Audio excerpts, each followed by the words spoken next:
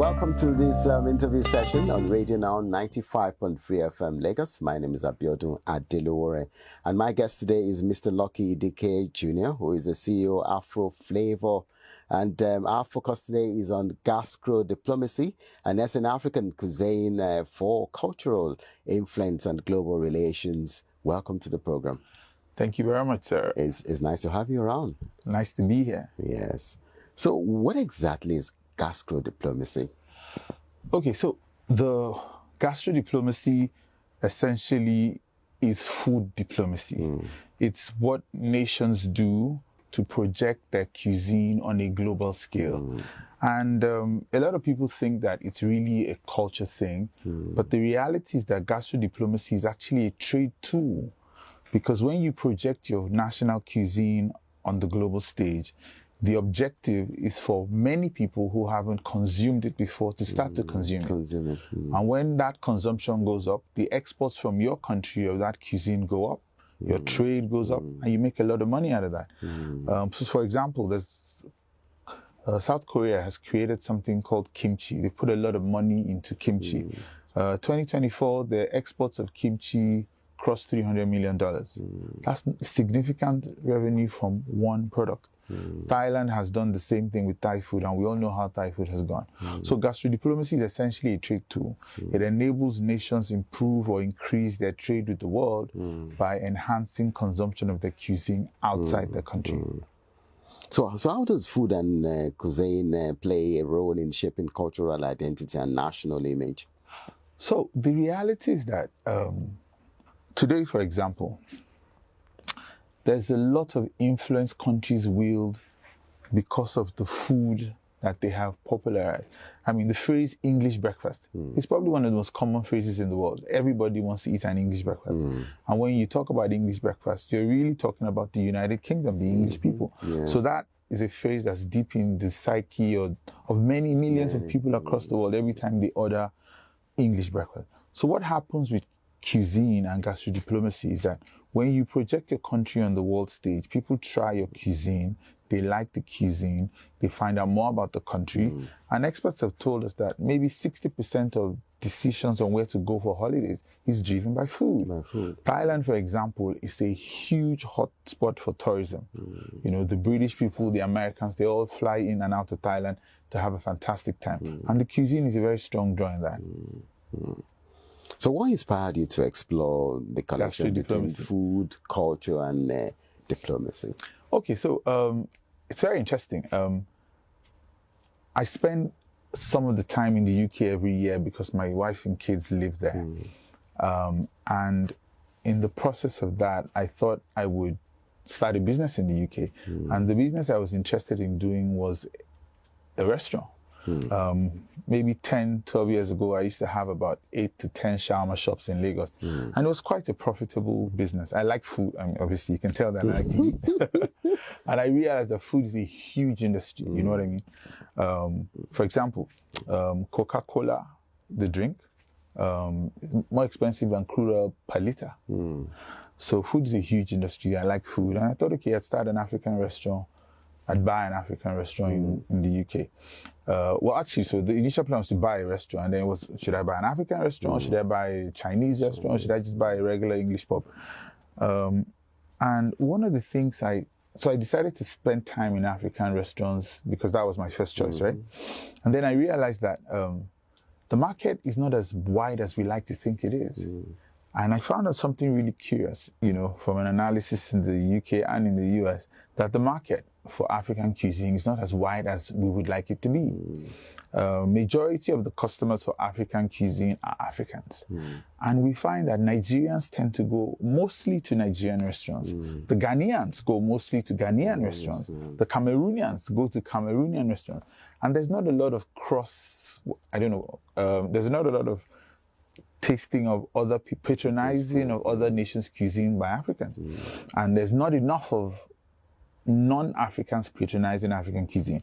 So it occurred to me that what the market needed was a force to deepen it. And I sat back and spent a bit of time thinking about the problem, and that's how we created the company called Afro Flavour. And our vision at Afro Flavour is to mainstream African cuisine. We believe that Africa has a lot of amazing cuisine that the world will appreciate. A lot of our textures and flavors are similar to Chinese and Thai. And a lot of our food is actually extremely therapeutic. So we thought, look, if we could put a platform together to put this information out there and get people trying and tasting African cuisine, they would realize how amazing it was. And then they would then be able to patronize it more, and it would result in increased trade between Africa and the rest of the world. I mean, jollof rice, for example, is one of our hottest products out of Africa. And it's doing quite well. It's growing, the attraction, and they have the acceptance different variants, is growing. the Ghana jollof rice and... Yeah. So one of the things we do to promote African cuisine is we do a food festival. It's called the Afro Food Festival. And a huge component of that festival is what we call the Jollof Wars. Initially, we used to call it the Jollof Wars, but now we call it the Jollof War, Jollof Love now, because we believe that Africa has enough wars. So we've transmuted from Jollof Wars to Jollof Love. And that's basically a cook-off between cooks or chefs from different countries. So we have 4 or 5 countries, and they're cooking the jollof rice on the spot. You know, so they bring the broth and they add the rice and they boil it on the spot. We have a panel of judges, they taste and they judge based on certain criteria. And Africa has many different varieties of jollof. The Senegalese and the Gambians believe that they own jollof, but I think Nigerians can be credited with smoky jollof. We gave the world the smoky jollof rice, and I think our jollof rice is the best. At our last event in Houston, the Nigerian jollof won. At our event in Manchester last year, the Senegalese jollof won. Senegalese jollof is amazing, I must tell the truth, but you know, we're the kings of jollof. The new All right, kings on of a lighter jollof. note, I actually wanted to ask that, okay, from your experience, which of those jollof rice is the best? I won't answer that at you. I would answer that. Because there's always been that controversy of, oh, the Ghana jollof rice, the Nigerian jollof rice, and all that. If I was to answer that question, I think Senegalese jollof is pretty much number one in Africa. It's amazing. And they cook it in an unusual way. But yeah, so that's it.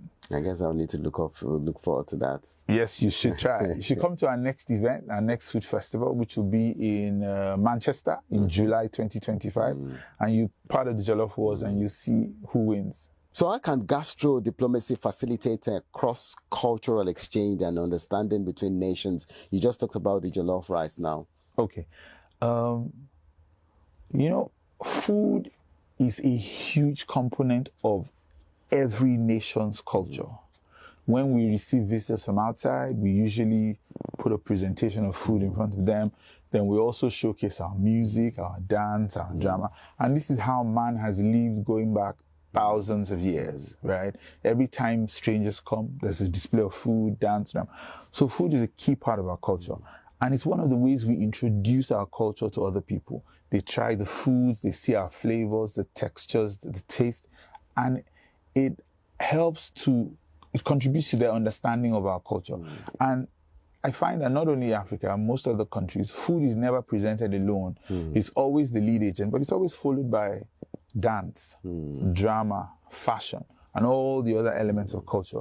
So food leads the way and everything else follows. So food is key in introducing your culture to another nation. So what role can food play in breaking down cultural stereotypes and promoting empathy? So the thing is, and it works like this, when you taste another country's food, you try it and you realize that, look, the food is amazing, it's nice. It changes your perception of them. And it also predisposes you to buying stuff from them. Today, every nation in the world, I don't know a country in the world that doesn't eat Chinese food. The Chinese people are present in all of these countries to grow that industry.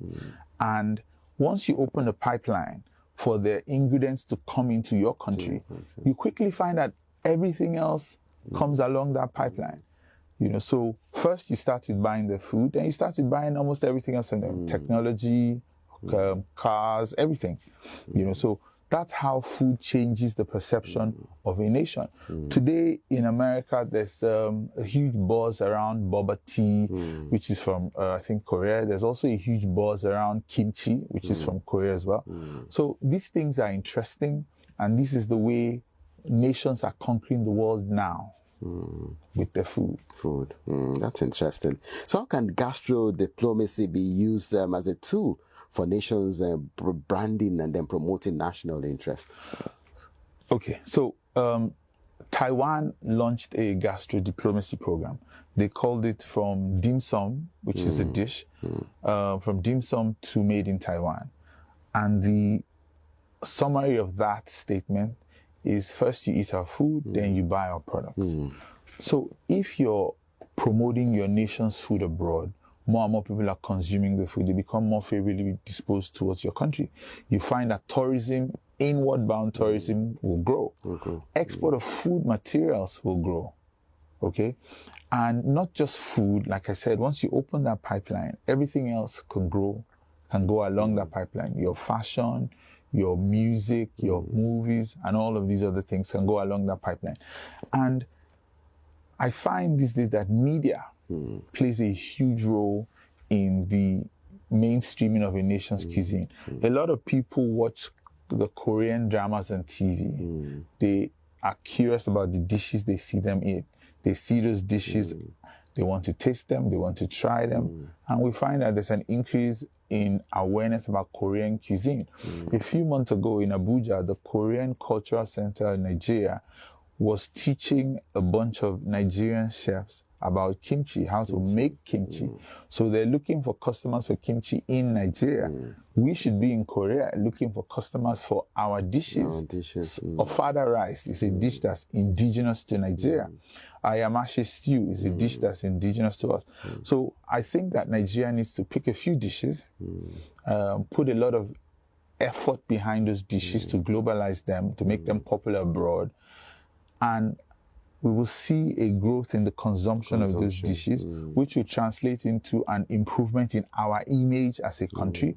People eat your food, they have a healthy respect for you. It will also grow trade between us and the rest of the world. So talking about universal language now, how can food be used as a universal language to bridge cultural and linguistic divides? Cultural and linguistic divides exist. Every culture, most nations have their own language. But food is universal. We put food on the table, we have a meal together, we establish some form of brotherhood. We're breaking down those barriers, we're breaking down those divides, we're promoting unity across board. That's how food works. So for example, you've got a delegation of Nigerian businessmen going to America or China. A lot of the interactions will involve food to create a sense of camaraderie and brotherliness while we then focus on the business issues. All right, so what are some common culinary traditions or ingredients that transcend national borders? So, well, it depends on the country you're talking about. If you're talking about Africa, I find that a lot of African countries have a goosey soup. You know, a lot of African countries have jollof rice. And I think that before the colonial masters carved up Africa into different countries, we're all just one group of people living across massive spaces, and we exchange ideas on food, and some of these dishes found their way around the whole of Africa. So you'll find that, for example, many different countries in Africa have like a version of jollof rice. In fact, actually, many different countries in the world have a version of jollof rice. Jollof is essentially a one-pot dish, tomato-based, and the Spaniards, for example, have a paella that is similar to our jollof rice. And, you know, so that's just one example. All right, I'd like to ask, what are some potential challenges or limitations of gastro diplomacy, such as cultural appropriation or food safety concerns? So beyond cultural appropriation and food safety concerns, there are also, for example, logistics issues. So getting Nigerian food abroad, it has a reputation for being pricey. Now, one of the reasons why Chinese food is so widespread is because for many in the US and UK, Chinese food is cheap and affordable. But Nigerian food, by contrast, tends to be a bit more expensive than that. And Nigerian food entrepreneurs abroad will tell you that, you know, it's difficult to get food materials out of the country. So it costs more to get stuff out of Nigeria. So when it gets there, they have to factor that into their pricing. So their food is naturally more expensive. Students who went to school in the US and UK know that, Chinese food is cheap and cheerful. They'll fill you up for a while, and then, it's very cost effective. Nigerian food is not quite like that. So logistical barriers are a big issue. Nigeria needs to work on the systems that impede the export of food material. If we don't do that, we will find that other countries will step in and provide those materials. And we will lose that market. Okay, in terms of cultural appropriation, I am sure you saw a video that was on Instagram recently about some lady who had, the way ofada rice is wrapped in a green leaf. Yeah, okay, the leaf, yeah. Yes. It'll be easy. There's really no rules stopping China, for example, from manufacturing jollof rice that's ready to go. And it was actually a Chinese lady who did that. Yeah, I didn't want to say that, but yeah, that is it. There's really nothing stopping China from manufacturing jollof rice in ready-to-go packs. There's a market there. If they push, they can take the market before we do. And there are many other items like that. The drink, Chapman, it's a company in the UK that actually makes Chapman. The story behind Chapman, the recipe was first created in Ikoyi Club. So they were the two guys who started the company. I think either one of them or both of them was in Nigeria as a youth and tasted Chapman in Ikoyi Club. So today they're in the UK, they're manufacturing Chapman and they're making money out of it. We're not. So this is another example of how cultures can be appropriated by other people who see the opportunity and a position to move and take advantage of that opportunity when the owners of the opportunity are not able at that time or to do what they need to do. They're probably not seeing it. Well, so there is the seeing, there's also the ability to execute what you see. Yes. A lot of Nigerians have dreams and aspirations, but dreams and aspirations need the right environment to thrive. Without the right environment, dreams die. All right, so what role can education and cultural sensitivity play in ensuring the success of gastro-diplomacy initiatives? Okay, education is interesting. Let me tell you about Global Thai. About the early 2000s, the Thai government decided that they wanted to make Thai cuisine more mainstream, more popular. So they set out to open, the target was initially, I think, 8,000 Thai restaurants by 2003. To do this, they started training Thai chefs. And they put a whole program together that they call Global Thai. So they trained thousands of chefs. And investors were encouraged to take a Thai chef, get some money from the Thai government, and start a Thai restaurant in your country. Okay? Today, there are over 30,000 Thai restaurants in the world. And I think about 11 or 12,000 of those are in America. Now, the Thai government invested in educating these chefs. The returns to Thailand on that investment today are significant. So that's one way that education plays a role in pushing gastro-diplomacy. They didn't stop there. A little while later, they created a system called Thai Select. So they basically rank restaurants. They review them, they assess them. And if your restaurant meets certain criteria, they give you a badge. You're now a Thai Select restaurant. So people who want to eat authentic Thai food, if you see a restaurant that has a Thai Select symbol or logo or badge, you know that in this place you'll find authentic Thai food. So today Thailand is a big force in the global cuisine industry, and this thing started in the early 2000s, barely 25 years ago. So it can be done. Education is key to doing it. And Nigeria is uniquely poised to launch a massive gastro-diplomacy initiative. And I'll tell you why. Everybody knows Jakpa. We have literally millions of Nigerians who are living outside this country. They all hunger for home. They want to eat their home cuisine. They have children. They want to introduce the cuisine to these children. They have friends who have what I call culinary curiosity. They want to try new dishes. So what we should do is create a system that makes all our Nigerians in the diaspora, makes them ambassadors of Nigerian cuisine. Get them to make a conscious effort to put Nigerian cuisine in front of their non-Nigerian friends on a regular basis. And you'll find that the acceptance of our traditional dishes will grow. My younger son has friends in his, but both my sons have friends in their school who want to eat what they call orange rice. That's jollof rice.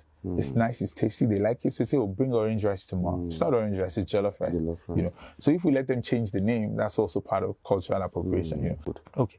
So the first example, or the first answer to that question, what I just said, Nigerians who live abroad, you have a duty to become ambassadors of Nigerian cuisine to your non-Nigerian friends. Present it in a way that's palatable. My father used to tell me that, you know, it's one thing for the cook to, for the food you have cooked to taste nice, but it also has to be appealing to the eye. So your presentation of the cuisine must be top-notch so that people want to eat it when they see it. It looks attractive. So they also have to do that, not just present the food, they have to present it in a way that's attractive. So if each Nigerian abroad commits to doing that, and they commit to also tasting and trying out their own food and also other African dishes, we will find that African gastrodiplomacy will go far. In addition to that, the other thing that individuals in Nigeria can do is make sure the food they produce are export ready, meet standards that they can go everywhere in the world. There's a lot of interest around African cuisine. In fact, I say this is Africa's age and Africa is rising. Our music has gone global. Our movies have gone global. Our fashion is going global. You know, Nigerian fashion brands are making their mark on the global stage now. I think it's time for Nigerian food to go global. All that it needs is a concerted approach. People have done it before. We can copy and innovate, and we can deliver tremendous value.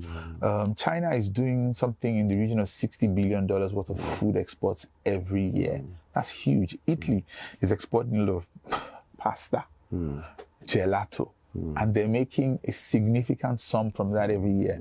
We've got a lot of dishes that we can export. There's a lot of controversy about the ownership of jollof rice, but nobody will dispute that we're the owners of smoky jollof rice. But we have a lot of other dishes. Egusi, well, again, egusi, it's in different countries, but it's also trending.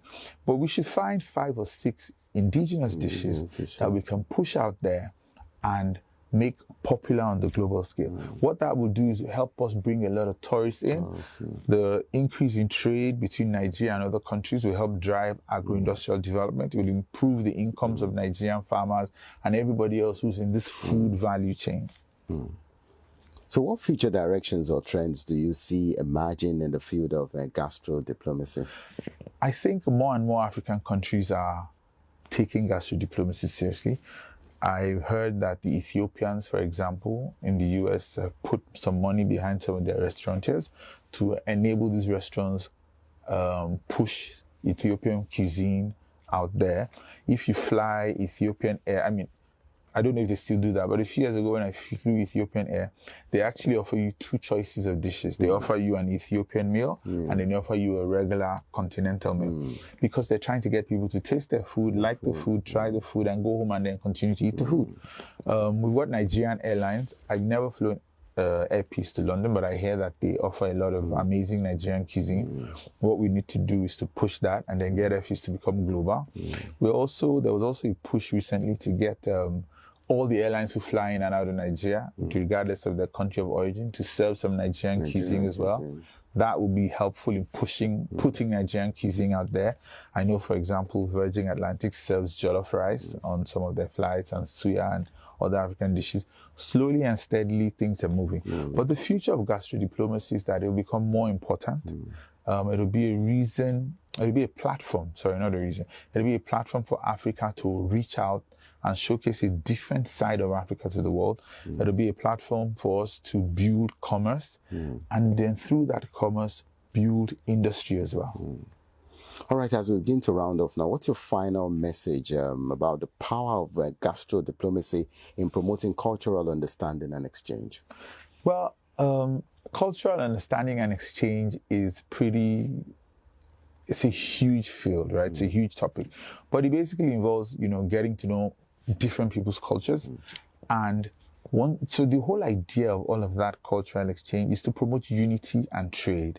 So the more you know about me, the more you're willing to do business with me, the more you buy my products, and the more I buy yours. A lot of countries have taken the lead. I mean, we talk about English breakfast or American breakfast. When you say the American, people know what you're talking about when you say American breakfast. So we have to get, for example, the Nigerian breakfast out there so that people know that this is a 3 or 4 typical Nigerian breakfast. What's the Nigerian breakfast? Pap and akara or moi moi, you know, that's a typical Nigerian breakfast. Or if you're a robo like me, yam and pepper soup, which we call ukodo, that's a typical robo breakfast. All these are dishes that can globalize. And the more our dishes go out there, the more people understand who we are, they see our culture, they accept us, they're more willing to do business with us, and the better it is for our economy. There's a reason why China is on its way to becoming the largest country in the world. And it's not unconnected to the fact that Chinese food is sold in every country. And there are Chinese people in every country who are driving not just the food, but also the industry that comes behind the food. All right, Mr. Idike, I'd like to thank you very much for your time and expertise on this conversation. We really appreciate you. Thank you. It was a pleasure being here. And I look forward to seeing Radio Now put their considerable media might behind the concept of gastro-diplomacy for Nigeria and also for Africa. I think that Nigeria can lead the African gastro-diplomatic initiative if we get our stuff together. Thank you. All right, we've been speaking with Mr. Lucky Idike, who is the CEO of Afro Flavour. And then we've been talking about gastro-diplomacy and that's an African cuisine for cultural influence and global relations. And that's our package for today. Till we come again, my name is Abiodun Adelore.